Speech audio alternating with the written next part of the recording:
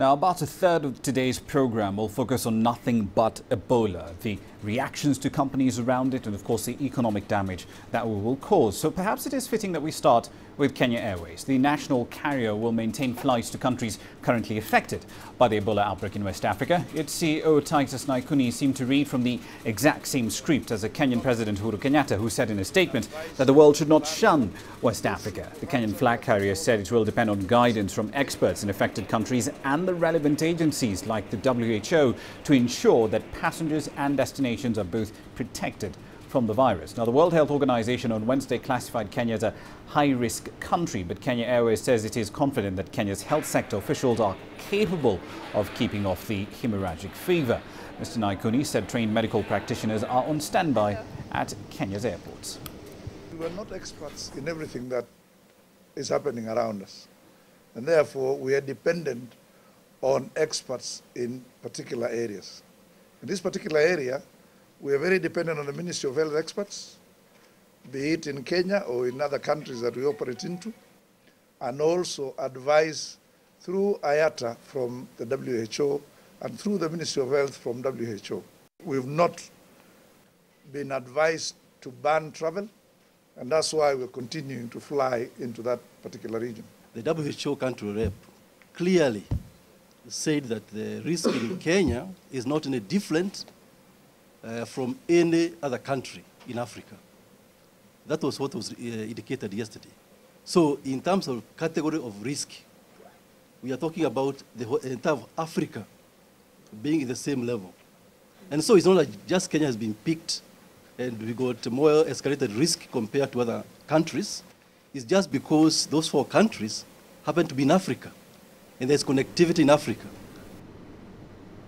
Now, in contrast to Kenya Airways, Korean Airlines will suspend flights to and from Nairobi from the 20th of August in what it describes as a measure to prevent the spread of the Ebola virus. Now, Korean Airlines has been operating 3 return flights from Incheon to Kenya's capital once a week, and this is the only destination in Africa that it flies to.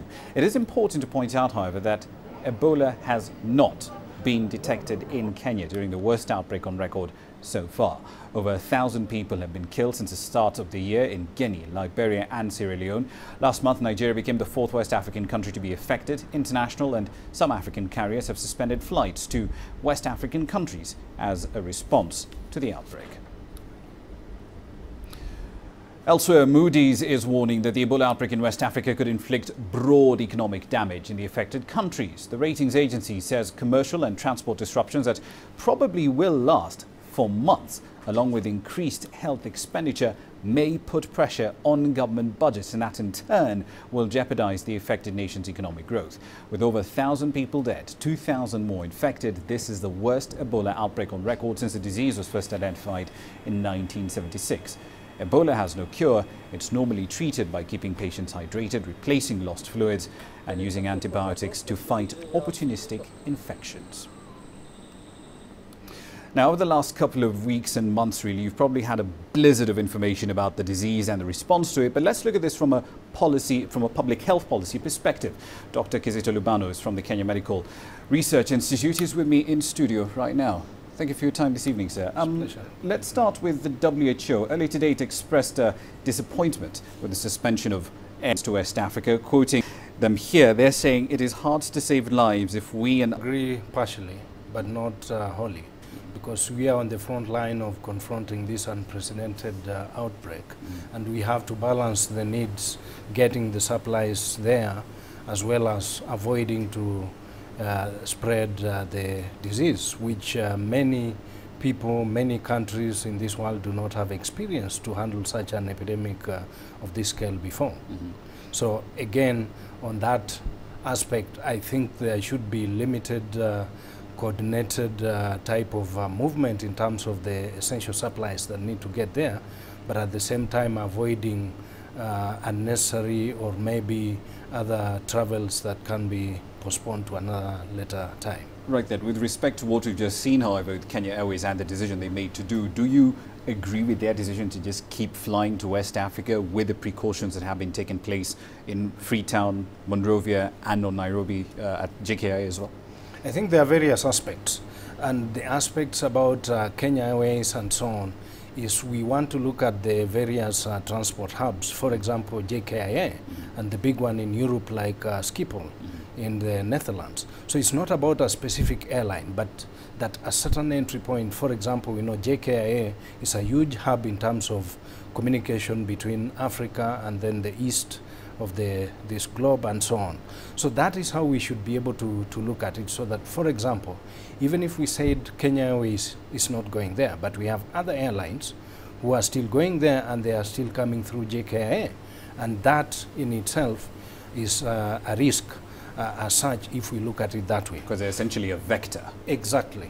So what needs to be done is a coordinated response, and this is where now WHO itself has invoked the international health regulations, which usually call for a coordinated response, so that all the airlines and any other movement that is taking place should be able to be coordinated in such a way that the response is standardized and uniform, so that we don't have somebody waking up tomorrow and saying, okay, if you are coming from Kenya, you do not come to my country because your airline is going ABCD. Yeah. Or like the Korean airline now, more or less saying that Kenya is at risk and therefore I'll not go there. And supposing another person wakes up and says, now Kenya Airways, you do not come to my country. So all this criticism that has been leveled at airlines, therefore, if I'm hearing you correctly, yes, is essentially misplaced, because the focus should be on the point of departure, the airport facilities in and of themselves. Can the screening process there be fairly accurate at screening out individuals? Is that it? That is right, but I would add something else. So it's not only at the point of departure. I think it needs to be also at various other points, because people don't just travel in one straight line. Somebody could come from West Africa, go to Europe for all practical purposes, and we know the incubation period is up to 21 days, and then they fly to Kenya or to some other country after a while. So if you're only going to focus somebody directly coming from West Africa, then we miss the whole point.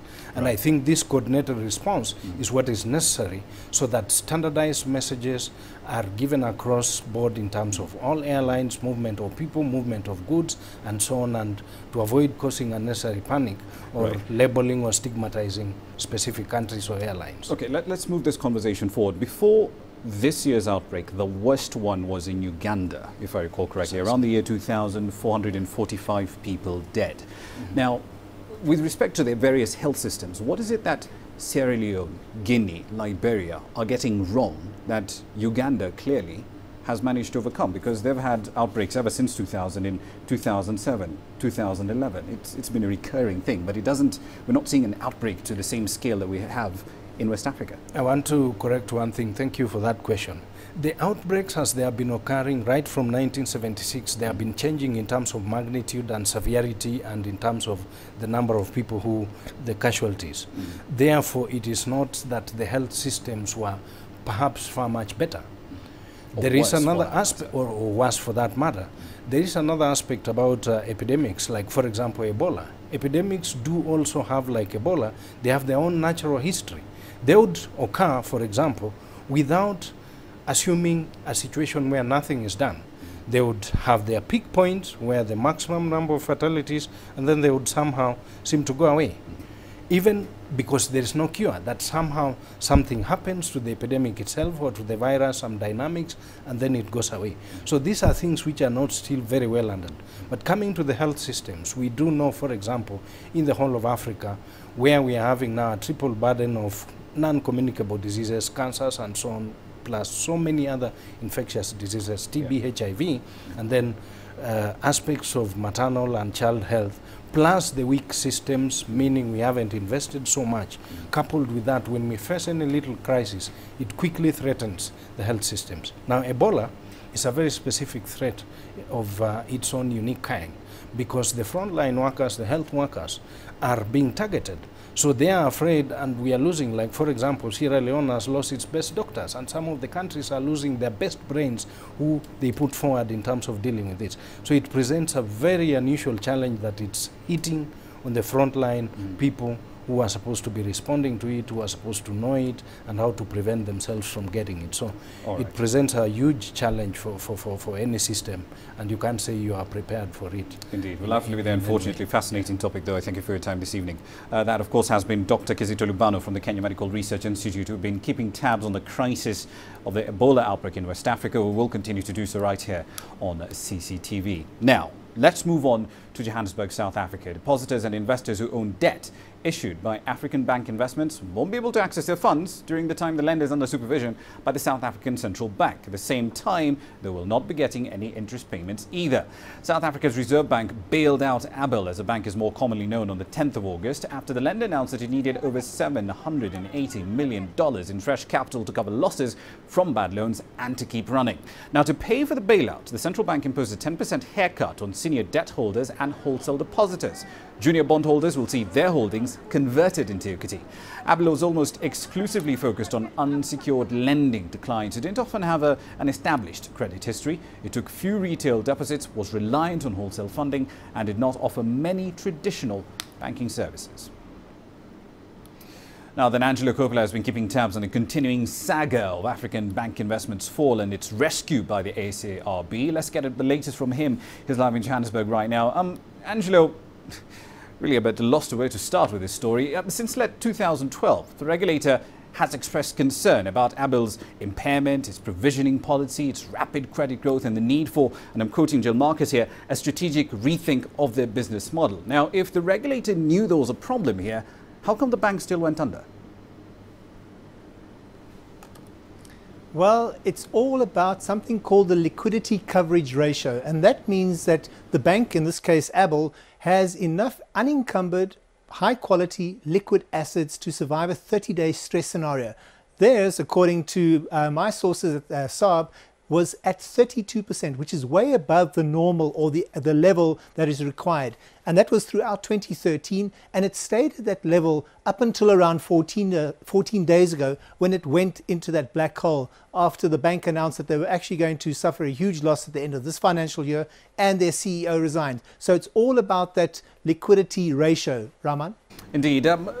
Moving forward to more recent news, however, what's the rationale of the good bank that's been formed out of the, well, relatively benign assets of ABEL acquiring the insurer Stangen? Well, some credit providers don't offer credit life insurance, but they do ensure that their interest rates price in the risk of non-payment and provision for bad debts. ABEL have used the Stangen or the Stangen business to keep that business in-house. And ABEL makes a split, or was making a split, between insurance and loan interest when they calculate the cost of their credit yield. And a quarter of that loan interest entry is to insurance. Now, for example, in 2013, ABEL generated around $486 million in insurance income, and $440 million of that came from the banking unit. It paid just $160 million out in credit life insurance claims. So you can see it kind of made sense to keep the business in-house, Raman. Indeed. We'll have to leave it there for the time being. Thank you very much for that. That's CCTV's Angelo Coppola there live in Johannesburg. Let's make a quick run through equity markets, see what your cash has been doing for you across the markets that we do track here on CCTV Africa. Some fairly interesting news coming your way from Kenya. Banks have been reporting some fairly sterling numbers. Standard Chartered reported today. So did Diamond Trust Bank. Double-digit growth in pre-tax profits for both banks. And keep in mind, DTB has just come right off the back of a fairly successful rights issue. We'll be keeping tabs on those stories and developments and updating you accordingly on CCTV.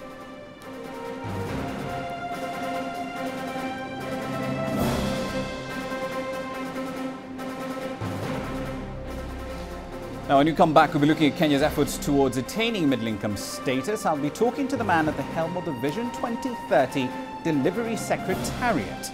All that and more is coming up shortly. Okay. Africa is on the move. It's home to 7 of the world's 10 fastest growing economies. From small businesses to large-scale enterprises, hear directly from entrepreneurs behind the story. It's about putting you in the picture so you know where Africa fits in the global context. Global Business, weekdays at this time on CCTV Africa. We do know that the strike isn't anywhere near close to coming to an end either. That means that those workers are going to sink even further into poverty.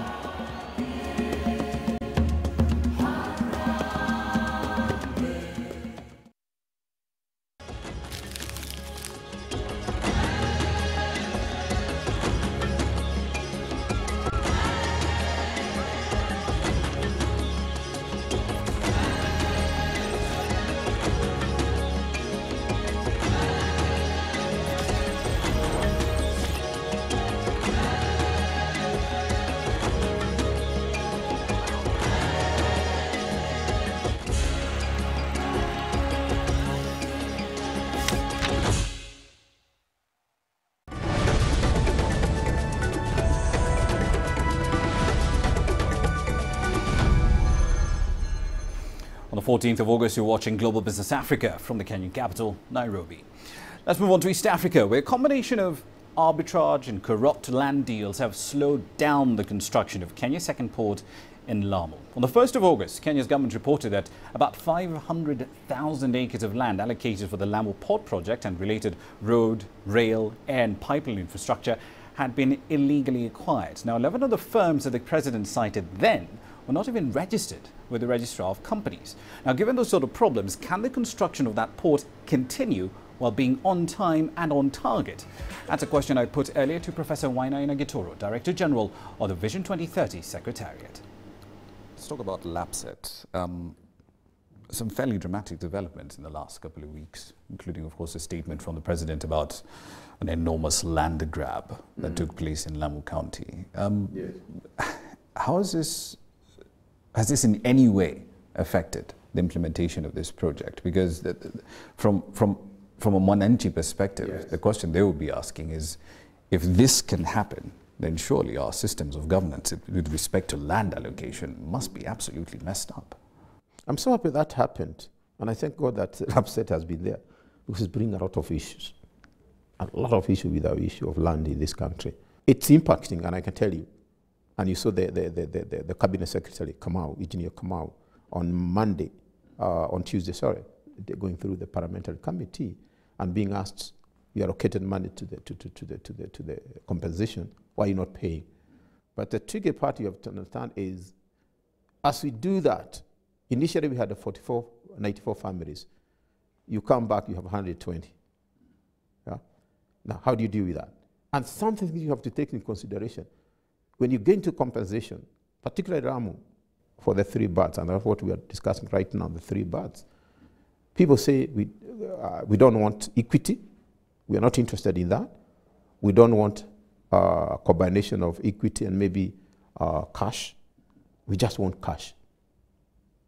So things come into your mind, and you must take that into consideration.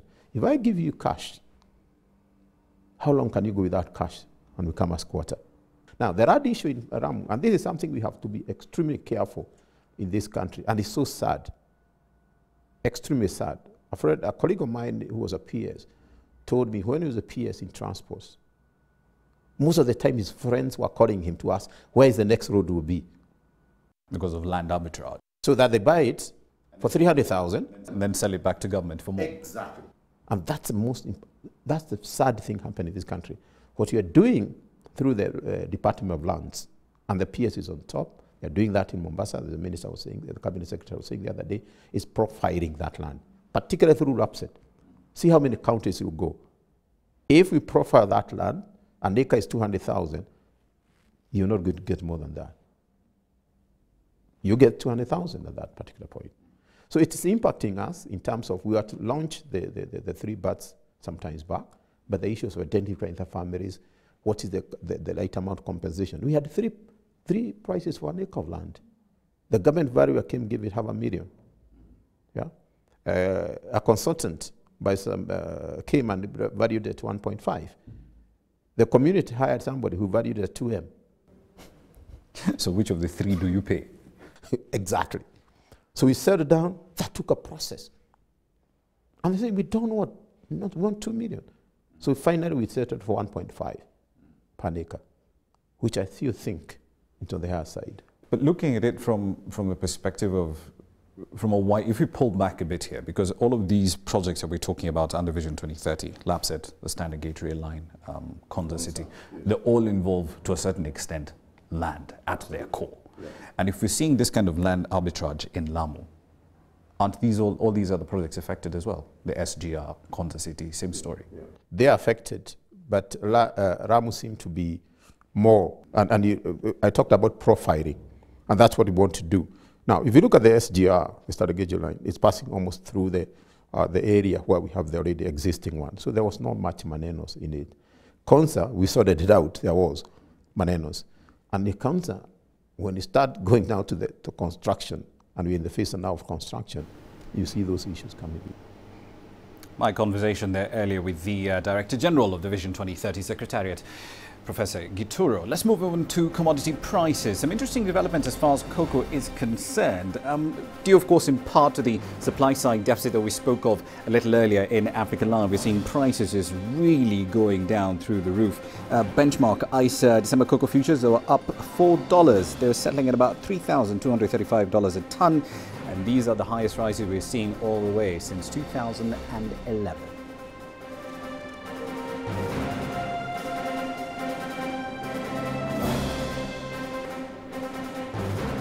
When we come back, we'll be looking at Ethiopia's proposed store that will provide products to small retailers. A look at Ethiopia's retail sector is coming up next.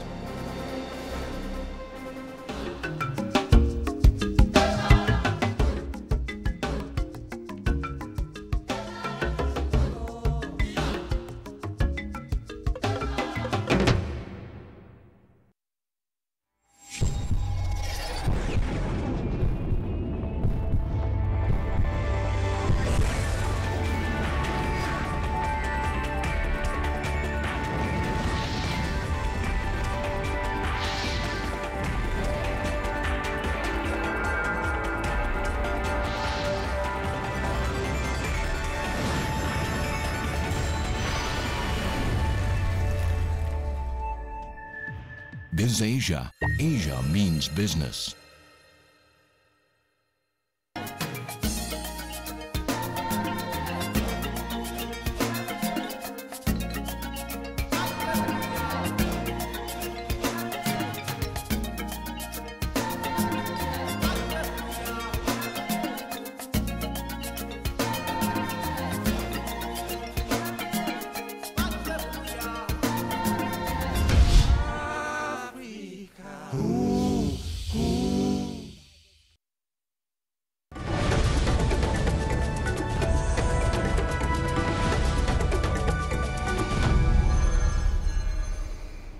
Welcome back to the program. You're still watching Global Business Africa. Now, as part of efforts to curb artificial price hikes by companies that have significant market share, especially with respect to the import business, Ethiopia's government is essentially going into business itself. It's launching a new multi-million-dollar public company, a wholesale store that will provide products specifically to small retailers. Now, the new state enterprise is going to be managed by an American firm, A.T. Kearney. While it is welcome news for the general public, it's also indicative of Ethiopia's continued reluctance to open up the retail sector to big conglomerates like Walmart and Tesco. Ethiopia has opened its first wholesale retailer, state-owned cash and carry chain, Ale. The country says that it needs to modernize its supply and distribution networks and encourage competition to cut costs and keep down inflation. Ethiopia recorded 40% inflation in 2011 when food prices surged and government price caps led to hoarding. Although it is state-owned, the government promises it will be run like a private firm. We are just wholesalers. We want to sell with profit. And we are here to have a profit, and we need to sustain our service because it's a business entity. But we want to show that by being unethical, we have to get profit by having a competitive market like the others. A U.S. management consultancy has won a short contract to run Ale, the first such concession given to a foreign company by a country that tightly controls its retail industry. A.T. Kearney will run the Ale wholesaler for 2.5 years. Ale is forecast to control about a quarter of the wholesale market, and officials hope that it will bring competition to the suppliers who dominate the market and force prices down. We as Ale Bejimla are going to have a maximum share of 25 to 30% of the market, which is a big amount, but we want to make change by having quality checked, transparent, and market competitive prices like the other sectors. While Ethiopia is now among sub-Saharan Africa's fastest growing economies and its fifth biggest, it has spurned the liberalizing approach of other African markets. For small retailers, the store does offer better products and price options. When we used to buy products from other suppliers, there were always high price fluctuations. If you go back in the afternoon to buy the same item that you had bought in the morning, you'll find that they've increased the price. We're now free of that. This is much better. There's a price tag on every item, so you can easily buy what you want.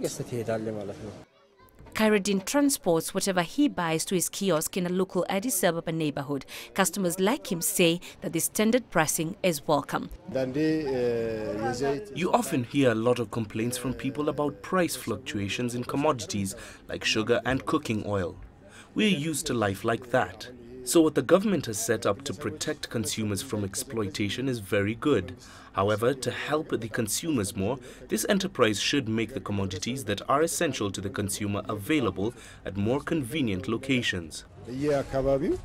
Despite hurdles, Ethiopia remains an enticing market. Experience from emerging markets around the world shows retailing starts to expand significantly when a country's per capita national income reaches $750 and really takes off at $3,000, according to McKinsey Global International. In 2012, Ethiopia's per capita income was $410, and it aims to reach middle income status, defined as $1,430 by the World Bank, in just over a decade.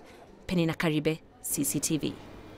Currencies are providing quite the mixed bag. Let's make a quick run through some of the highlights here. As far as the Rand is concerned, this is the fifth straight day of sessions in which it has posted gains. It was around 10.54 a little early in trading today, and that is broadly expected to remain the case for the next 24 to 48 hours. The Kenyan shilling, of course, might see a bit of a pullback from the weakness that we've seen in recent days. It's around 88 to the US dollar, but dealers are saying that you've got a bit of a liquidity shortage. It might crop back into the market in the next week or so, so that might provide a bit of support for the local unit. And the Naira, of course, might actually be weakening in the next sessions as well. Now, as far as Global Business Tomorrow is concerned, we'll be looking at entrepreneurs who are earning big money from their innovations, and we'll also be looking at who's supporting such innovation across the market. All that and more is coming up in the next 24 hours. But that's it for this edition of Global Business. Do remember you can get your, you should rather send your feedback to us on Global Business Africa at cctv.com, and wherever you are online, Facebook, Twitter, you name it, we're there. The news continues there 24/7. Thank you for watching. I'm Ramanya.